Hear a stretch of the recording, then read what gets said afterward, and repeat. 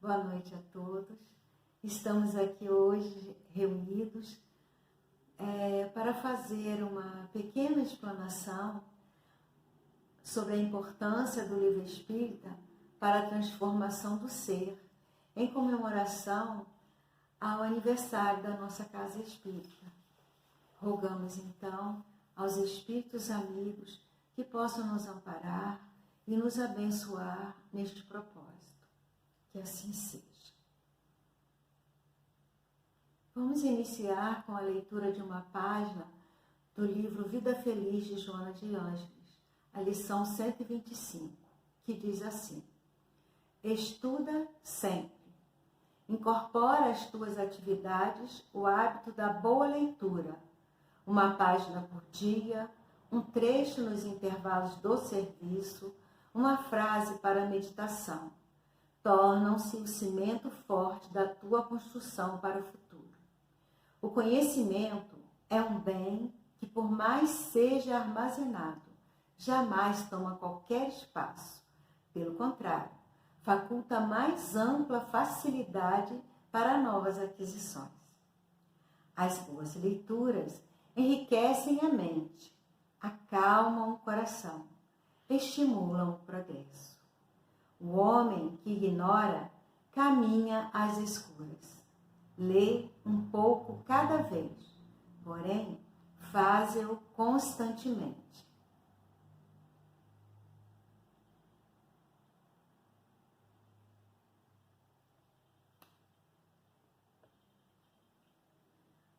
Nessa página, ela nos fala da importância de nós dedicarmos algum tempo do nosso dia para fazer uma leitura. Ela fala, uma página por dia, um trecho para reflexão ou meditação, não é? Então é importante que a gente comece a valorizar e a entender o quanto isso pode ser benéfico nas nossas vidas. Para iniciar o nosso trabalho, o Ivan vai fazer uma explanação sobre a importância do livro espírita. Felizes por aqui estar, nessa atividade, nessa tarefa que visa a fazer parte da comemoração do aniversário de nossa Casa Espírita. Vamos então falar sobre a importância do livro espírita. Nós sabemos que os espíritos sempre se comunicaram com os encarnados. Isso gerou histórias, superstições, mas a linguagem falada se perde com o tempo, se transforma, pode ser alterada por quem conta, detalhes podem ser acrescentados ou retirados mesmo, esquecidos. É natural da condição humana acrescentar as suas próprias ideias a um fato acontecido. A linguagem escrita, porém, permanece. O livro é uma fonte de informação. Sempre estará lá. Pode ser consultado, estudado, levado a qualquer lugar, inclusive a lugares onde a tecnologia, a internet, não tem acesso. Os espíritos responsáveis pela divulgação da doutrina espírita sabiam que tinham que trazer informação permanente, durável, confiável. Por isso mesmo, fizeram todos os esforços para chamar a atenção do professor Rivail para as mesas girantes. E sua atenção fez com que ele passasse a estudar com interesse o fenômeno. Levado por amigos, assistiu a algumas sessões e começou a estabelecer diálogos com as até então supostas entidades que se diziam ser pessoas que já haviam morrido. Após cerca de 5 anos, coletando material, examinando, classificando, sempre à luz da razão e do bom senso, em 18 de abril de 1857, veio à luz a primeira edição de O Livro dos Espíritos. O Livro dos Espíritos teve como autores os espíritos que se comunicaram por intermédio de dezenas de médiuns em várias partes do mundo.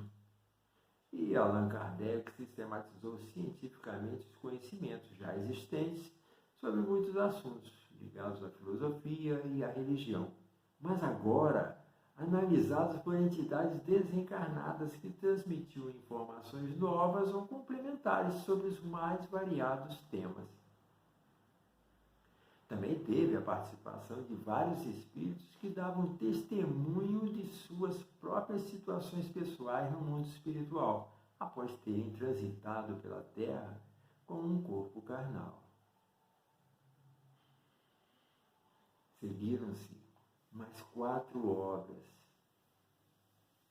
o Livro dos Médiuns, o Evangelho segundo o Espiritismo, o Céu e o Inferno e a Gênese, compondo assim aquilo que chamamos de as obras básicas da codificação.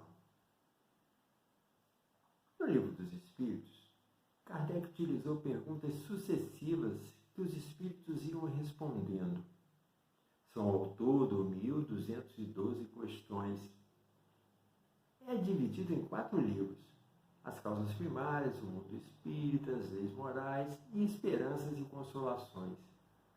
Além disso, temos a introdução da doutrina espírita, os chamados prolegômenos.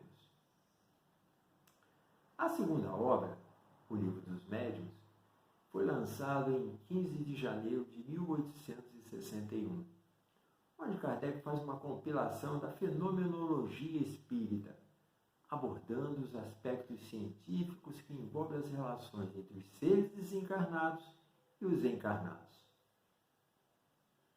Em abril de 1864, lançou o Evangelho segundo o Espiritismo, que trata mais particularmente de temas relacionados ao aspecto religioso ou moral do Espiritismo. É o estudo dos mais importantes ensinamentos de Jesus. Obra essa que coloca o Espiritismo no rol das religiões cristãs. A quarta obra, O Céu e o Inferno, publicada em 1º de agosto de 1865, dispõe na sua primeira parte uma discussão contra os dogmas e credos da Igreja Católica. E, na segunda parte, relatos dos próprios espíritos, que vêm dar pessoalmente testemunho de suas situações no plano espiritual. Tem também essa obra como subtítulo A Justiça Divina segundo o Espiritismo. Finalmente, em janeiro de 1868, lança Kardec a Gênese, com 33 capítulos expondo aspectos científicos sobre Deus, os milagres, revelação espírita, o bem e o mal, os fluidos, a teoria da presciência, entre outros assuntos. Mais de 10 anos após a desencarnação de Kardec, foi publicado Obras Póstumas, que juntamente com a Revista Espírita, O que é o Espiritismo, Obsessão e Viagem Espírita, praticamente completam as obras doutrinárias deixadas por Allan Kardec. Como vemos, o livro desempenha um papel fundamental na divulgação de uma ideia. E no caso do Espiritismo, os livros da chamada codificação são até hoje a base da doutrina dos Espíritos. São obras riquíssimas em conhecimento e por onde todas as pessoas interessadas em compreender o pensamento espírita deveriam iniciar os seus estudos. Verdade.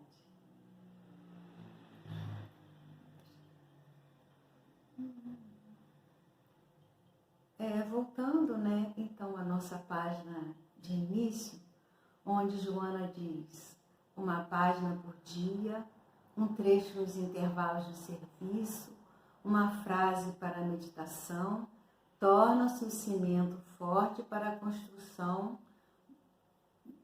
do futuro. Então, nessa página, nesse trechinho, ela nos convida, a fazer uma pequena página, uma pequena leitura, ler uma página, escolhe o livro e vá ler uma página por dia. Não importa o tamanho do livro, quantas páginas ele tenha, o importante é que a gente se habitue a fazer esse tipo de leitura. A gente acostume a fazer reflexão a respeito daquilo que se lê. Ainda fala um trechinho por dia, um trecho no intervalo do serviço. São coisas que nós podemos fazer e que muitas vezes a gente fica olhando no celular, fica mandando mensagem e acha que não tem tempo para fazer uma pequena leitura agradável. Então, é esse conselho que a Joana nos dá, nós podemos praticá-lo buscando no Evangelho segundo o Espiritismo, uma das obras da codificação, que nos fala dos ensinamentos de Jesus, obra que, como o Ivan disse, colocou o Espiritismo no rol das religiões cristãs, então somos cristãos. Nós podemos exercitar este conselho. Separamos neste livro alguns itens de 3 capítulos para a nossa reflexão, coisa bem pequenininha. No capítulo 10, intitulado Bem-aventurados os misericordiosos, podemos refletir sobre o perdão das ofensas, sobre reconciliação.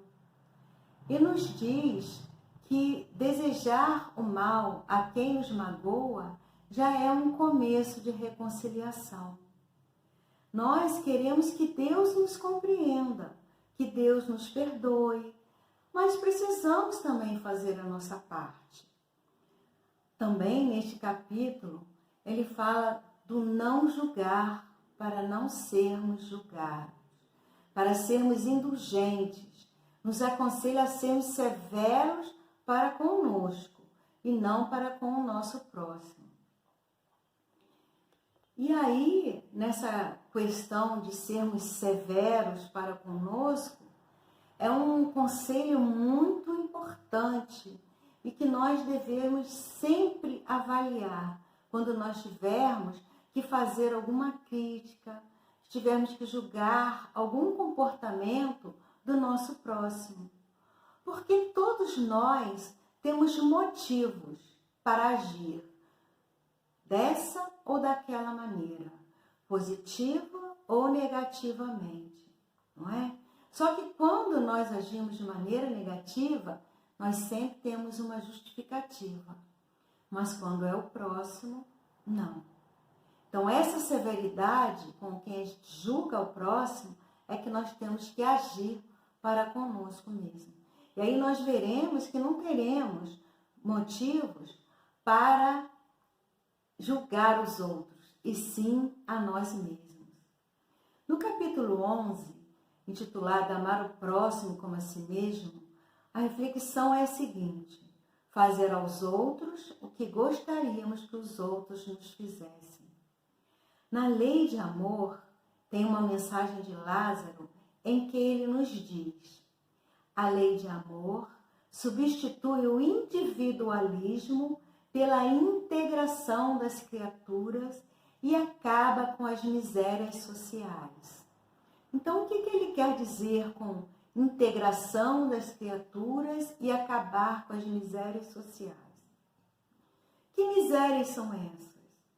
A fome, as drogas, os vícios, os crimes, tanto em grande escala quanto em pequena escala. Que isso também é uma coisa que nós costumamos amenizar. Quando nós cometemos um pequeno erro, é uma coisinha à toa. Quando o outro comete, a gente tem que divulgar, criticar, Então, para que essas misérias sociais acabem, é preciso que nós desenvolvamos em nós o amor. Ser amor. E não amar como nós amamos, de maneira exclusivista. Amamos a um, amamos a outro, mais a um, menos a outro. Então, amar como Jesus amou. Esse capítulo também nos fala do egoísmo, chaga da humanidade, que precisa desaparecer da Terra, pois retarda o progresso moral. Então, esse egoísmo, né, nos faz pensar só em nós. Primeiro para a gente, segundo para a gente, terceiro para a gente. Se sobrar, a gente vai dar para o outro, né? Então, como a Joana fala na página, é preciso que a gente consiga expandir mais o nosso amor, o nosso sentimento de compaixão, de gratidão, de tantas coisas que nós recebemos de Deus e que a gente acha que somos os únicos merecedores. Nós achamos que temos porque nos esforçamos, nós achamos que temos porque a gente correu atrás, né? E as páginas que nós lemos hoje, quando estamos fazendo nosso Evangelho no Lar, nos dizem exatamente isso, que nada é nosso, tudo é empréstimo de Deus. E tudo quanto nós possuímos é para utilizarmos em benefício do nosso próximo, não só para o nosso bem-estar. Que o nosso tesouro não são as coisas materiais, mas sim as coisas que acumulamos em nosso coração. Assim dizia a página. E essa reflexão nesse capítulo também nos fala sobre a fé e a caridade. Um espírito protetor nos diz que a fé sem a caridade sem a fé é impossível. E agora nós vamos para o capítulo 17, intitulado Sede Perfeitos, que fala do homem de bem. E diz que o homem de bem é aquele que pratica a lei de justiça, de amor, de caridade, com toda a sua pureza. Diz também que esse homem questiona sua consciência sobre os seus próprios atos. Pergunta a si mesmo se não violou a lei de Deus, se não fez o mal e se fez todo o bem que podia, se de propósito não deixou escapar uma ocasião de ser útil, se ninguém tem queixa dele.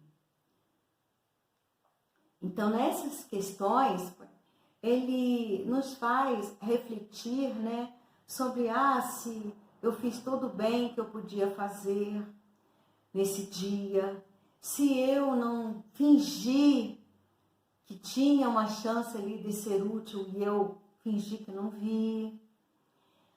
E se ninguém tem queixa da gente? Essa é uma questão muito assim, né, que cala no nosso coração, né? Como se ninguém tem queixa da gente, né? Jesus, que foi o ser mais perfeito, que é nosso modelo e guia. Algumas pessoas que não gostavam dele, que queriam incriminá-lo, sempre armavam ciladas, né, para que ele pudesse ser pego. E mesmo quando ele foi levado a Pilatos lavou as mãos e disse, né, não tenho por que condenar esse homem. Não viu motivos para condenar Jesus. Paulo também, em uma situação em que ele foi levado ao Sinédrio, os doutores perguntaram, de que acusam este homem? E as acusações eram porque ele ajudava, porque ele curava, né? Então eles também disseram, não tenho por que condenar esse homem, né? Mas nós ainda erramos muito. E mesmo no nosso dia, quando a gente acorda, faz a nossa prece, pede a Deus para nos ajudar, para que a gente consiga fazer o melhor, a gente não consegue ainda fazer o melhor. Em muitos momentos nós deixamos a desejar. Então é com relação a isso, né? Essa vigilância nossa, para que ninguém tenha com o que reclamar da gente, tenha nenhuma queixa sobre nós. E que nós possamos fazer um esforço cada vez maior para que isso possa acontecer cada vez menos. É uma luta diária, é um esforço constante de todos nós. E por fim, ele diz que esse homem de bem pergunta-se se ele teria feito para os outros tudo o que ele gostaria que lhe fossem feito. E isso é uma coisa muito importante que a gente tem que vigiar. E na parte em que ele fala dos bons espíritos, ele questiona, ele fala que o espiritismo, bem compreendido, bem vivenciado, leva o homem a possuir qualidades que estão descritas nesse capítulo. No item 3 lá, diz todas as qualidades que nós devemos ter. Diz também que o verdadeiro espírita é reconhecido por sua transformação moral e pelos esforços que faz para domar as suas más tendências. Então, pelos esforços que nós fazemos em domar as nossas más inclinações. Não é aquele espírita que é perfeito, não é um espírita que não erra, não é um espírita que não pensa mal, não é o espírita que faz, de repente, toma uma atitude equivocada. É aquele que reconhece que naquele momento não foi bem, reconhece que falhou e se esforça para não mais agir assim. Não é aquele que é perfeito, é aquele que se esforça para fazer o melhor. Voltando à nossa página de início, onde Joana diz: as boas leituras enriquecem a mente, acalmam o coração e estimulam o progresso. Então, as boas leituras enriquecem a nossa mente, acalmam o nosso coração e estimulam o nosso progresso à medida que aprendemos com aquilo que lemos. Então, podemos sim concluir que sim, os livros espíritas, principalmente os da codificação, como o Evangelho segundo o Espiritismo, são muito importantes e contribuem para a transformação do ser. Também afirma o espírito André Luiz, o conhecimento espírita é tão importante no reino da alma quanto a alfabetização nos domínios da vida comum. Também dizem, a humanidade tem tanta necessidade do conhecimento espírita como precisa de pão ou de antibiótico, que devem ser fabricados e armazenados antes que a infecção contamine o corpo ou que a fome apareça. Muito bonito isso. Citação do livro Sol nas Almas, de Francisco Cândido Xavier, no capítulo 56. Agora nós vamos falar um pequeno verso de Casimiro Cunha para a nossa reflexão final. Um livro que nos melhore e nos ensine a pensar é luz acesa brilhando no amor do eterno lar. Muito agradecemos a esta casa de luz e amor que nos acolheu há muitos anos atrás e nos vem dando oportunidades de aprendizado e trabalho. Muita paz no coração de todos.